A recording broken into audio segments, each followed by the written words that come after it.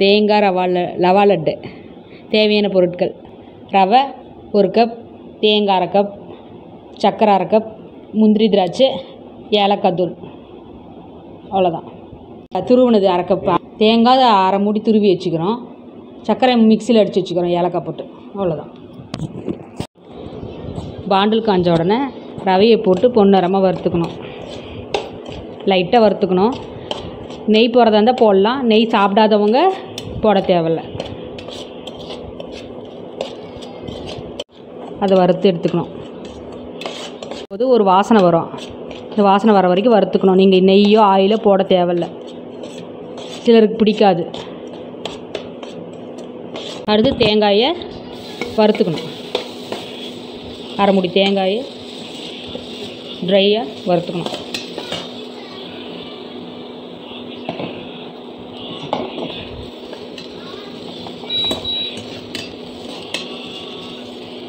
அதுலேயே ஏலக்காய் தூள்,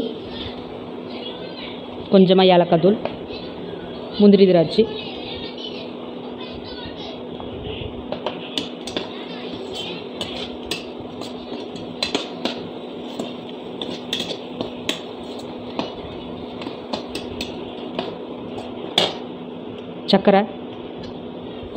சர்க்கரை மிக்சியில் அடித்து வச்சுருக்குறோம்.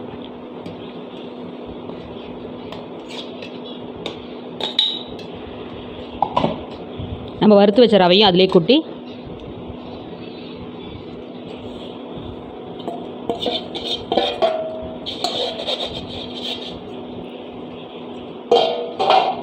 நன்றாக கலக்கவும்.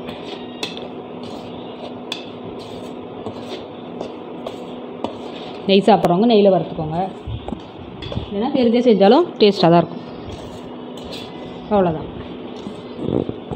சுட சுட உருண்டை பிடிச்சி சூடாக இருக்கும்போதே அது உருண்டை பிடிச்சி வச்சிடுறது.